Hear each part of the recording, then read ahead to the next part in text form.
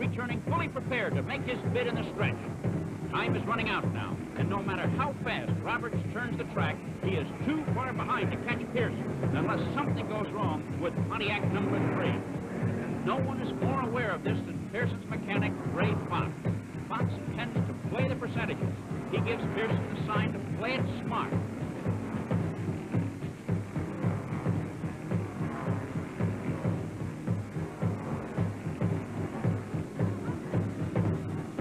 Slow down. Pearson eases up, and Roberts charges after him, still hoping for the break he must get to win.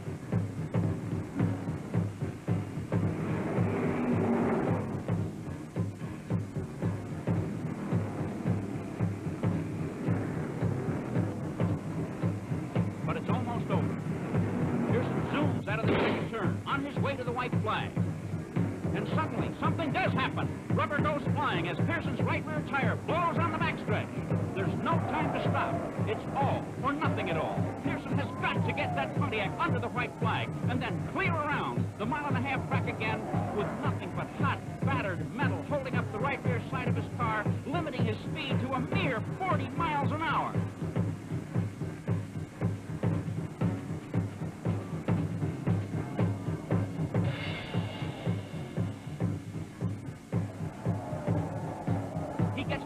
At last, but meanwhile, Roberts is pouring it on, coming almost 100 miles an hour faster in a furious attempt to beat Pearson's crippled car to the checkered flag. For Pearson's pit crew, every second is torture, but they can only pray. Don't stop. Please, don't stop.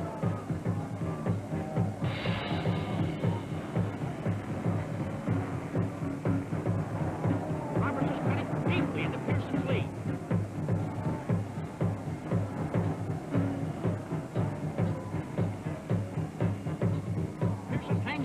And with sparks flying as he struggles down the homestretch a final time, takes the checkered flag. What a race! What a day for David Pearson and mechanic Ray Fox.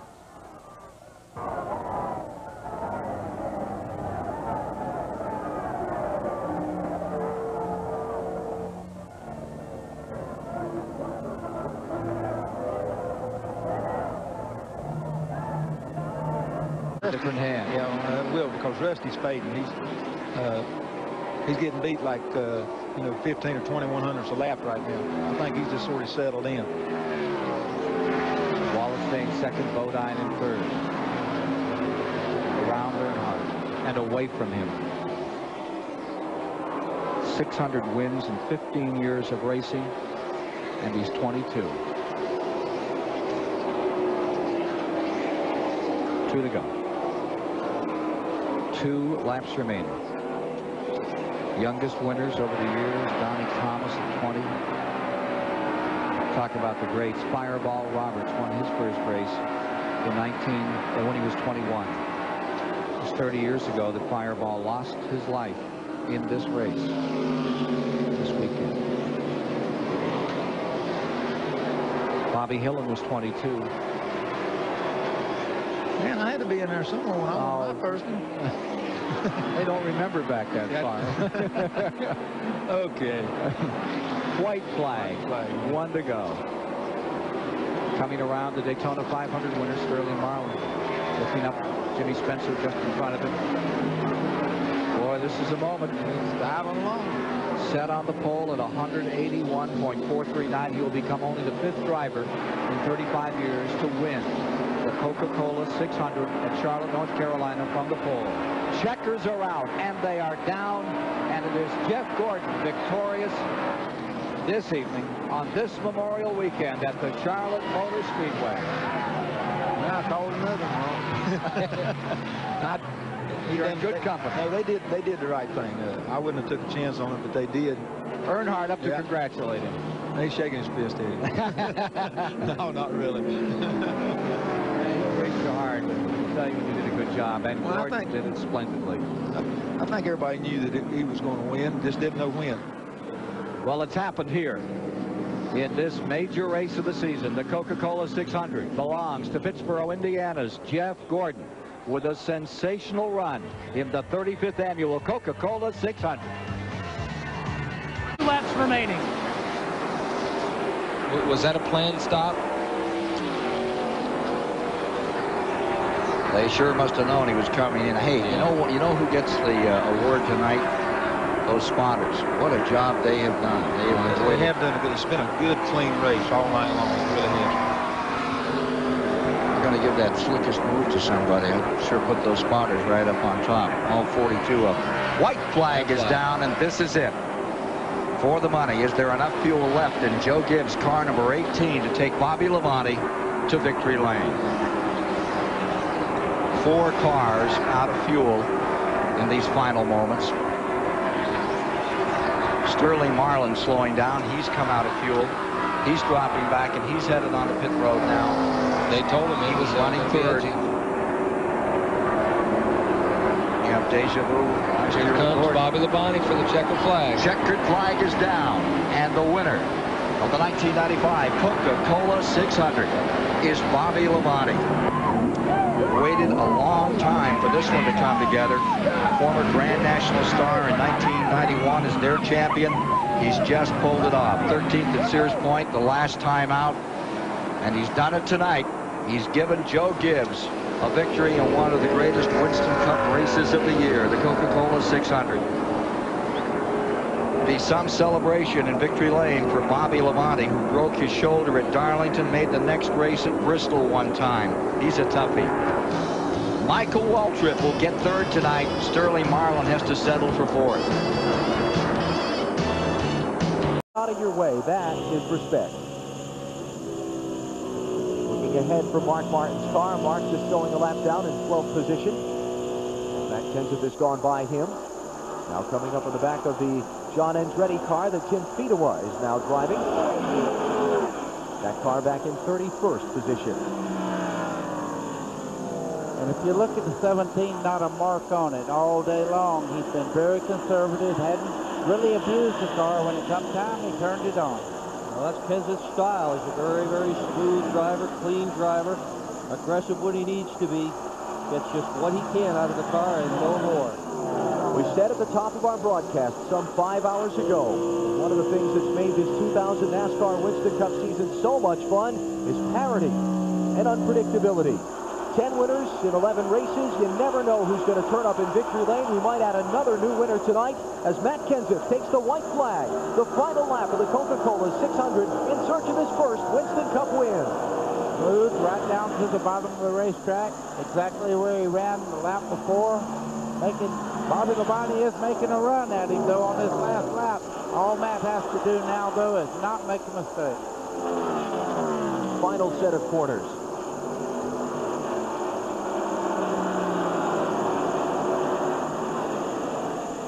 Here he comes.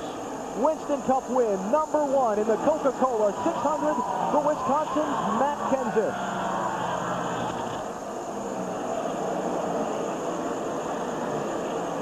And what a race to have your first win at. We talked about on the final pit stops, track position being so important. Matt Kenseth's team got him track position. Got him up there just behind Bobby Labonte's. They both quickly passed Jeff Gordon, who got 2 tires. Then Kenseth dispensed with Labonte, led the rest of the way to score the victory, his first in the NASCAR Winston Cup Series. How about this? 2 straight wins by rookie drivers in the Winston Cup season. Dale Earnhardt Jr. a couple of weeks ago at Richmond, Matt Kenseth tonight. And that says something about the future of this series. They've got some incredibly talented young men. Well, that just proves one thing. The future in NASCAR is bright. This is the future. These guys. Look at this spin around here. Whoa! Nice. Right through the lettering. Now, that's the best burnout I've ever watched. Second, J.J. Yaley is third. And now it's Carl Edwards' turn in the pit lane. He's the 9th place car. And Denny Hamlin also comes to pit road. He will turn the lead to Casey Mears. So that means 2 of the Joe Gibbs cars, they have pitted, but J.J. Yaley up there in 3rd. He is still out on the racetrack, Matt. Roger Purcell, the engine tuner, waving the stop sign. Then he hits it. Scott Wood gets the 2.5 seconds of fuel they need, and he's away. 4 laps to go. Can Casey Mears or J.J. Yaley go the distance and score their first Nextel Cup win in racing's longest event in NASCAR? There's several guys that are sitting there wondering if they're going to make it or not. There's Kyle Petty up in 4th place. He's got a shot. Steve? Mike, the last report I heard from Darian Grubb was that Casey Mears was a half a lap short. We'll find out if they gamble. Dick. J.J. Yaley has just been told that he can make it. They do not plan to pit the 18 car. You know what? When you're in the position they're in, don't pit. No, you're trying to win this race. What you don't want is a green-white checkered. If you're in this box, you got to get it to the end. You got to have no cautions. This is unbelievable. An economy run to finish off NASCAR's longest night. Casey Mears, winless, the leader. J.J. Yaley, always a bridesmaid, never a bride, second. And Ricky Rudd, out of retirement to race this year. One of them may win it. But what I hope, Darian Grubb with 3 laps to go, that he's slowing Casey Mears down. He has a 10-second lead. He can slow that car down over a second right now. We have been racing 5.5 hours, and it comes down to this. And they're still racing 3 wide at both ends of the racetrack. Kyle Petty, 3rd place right now. 13 seconds back, the leading Dodge. Could he win it? 2 laps to go. Casey Mears, 32-33, almost an 11-second lead. Darian, slow him down another second, buddy. His dad, Roger. Plenty of room. Plenty of room, plenty of room. Back Casey's me down, dad, back me Roger, down. drives his motor coach. I'd be wearing that race. I'd want him to tell me where everybody is and what I got to do.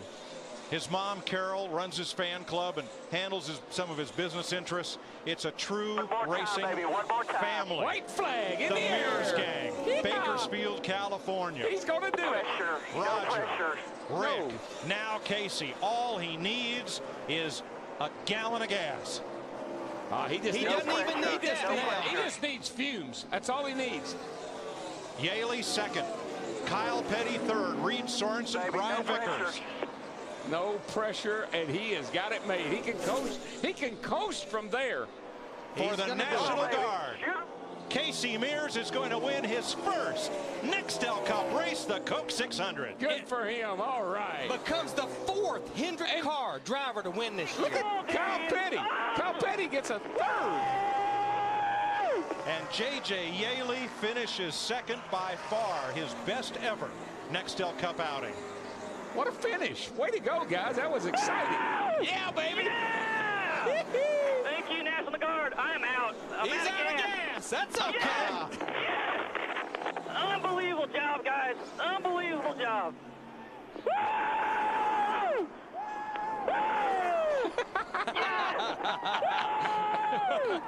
Yeah, Man, thank you guys for my first win, man. Thank you. Casey Kane less than a second behind. No question, the 2 best cars on the long haul is Casey Kane in this 9. We mentioned also Brian Vickers in that 83. You may see a little few raindrops on the lens here because that's what is being reported outside turn number 1. There's a little bit of rain. Thunder showers are going to plague us all day, as they have since noontime after the sustained rain of last night. Casey Kane has not led this race today, so he'd love to get up there and get 5 points for leading the lap. I think if we stay green here very long, he's going to do that with ease, because he is there, and that car is, Casey's car is really handling well. He's a quarter. Oh, and the caution is out for rain. That's probably another reason both those boys had both hands and feet up on that steering wheel. David Ruderman and Ryan Newman stayed out along with some cars at the back. They're standing in the window betting on rain's what they're betting on. Look at the rain. Come on down is what he's saying. Well, David Ruderman has won the Coca-Cola 600. So cool. Welcome to the Lipitor post-race show. It's Michael Waltrip's first win as a car owner in Sprint Cup competition. And Matt Yoakum, the celebration's begun. Yippee! No. You're running out. Yeah, run out. He's out. He's out. Bring it right around here. We'll give you a little bit of gas. Austin Dillon, the new leader, as Jimmy Johnson is out of gas. 3's going to make it. Richard Childress's grandson trying to return the 3 to NASCAR victory lane. There he goes. Nice One to go. The white flag wave, sponsored by Credit One Bank. Tell you what, if he can just make it, if he can make it to turn 3 and 4, he can coast. Now Kyle Busch just went to the outside of the 78 to take over second place. If the 3 runs out of fuel, he'll be the winner. That 3's got it made. He's down on the bottom, coming around turns 3 and 4. But he's got to get there on fumes. Austin Dillon wins at Charlotte for Richard Childress Racing, Dow and Chevrolet. You are the man. Yes, sir. Hey, let's see if we got enough fuel to burn this thing down. When we lost Dale Earnhardt in the first of 2001, they retired the number 3. Richard Childress said we'd only bring it back for family. Good job, Austin. Love you, buddy. Love you. Hell of a job, man. That's Pawpaw. That's all you guys. That is Grandpa Richard Childress congratulating Austin Dillon, taking the checkered flag as tonight's Sunoco fueling victory. When Richard said that, we assumed a member of the Earnhardt family, but then his grandsons, Austin and Ty, wanted to be racers. Austin had worn the number 3 since Little League, and on every race car he'd ever driven. And Richard Childress said, yes, let's put the 3 back on the car for Austin. And now he takes it to hallowed ground, victory lane at Charlotte Motor Speedway. Although I think they're going to have to push it there. I wouldn't really worry about that. He spun the tires for about 20 feet, and then it ran out.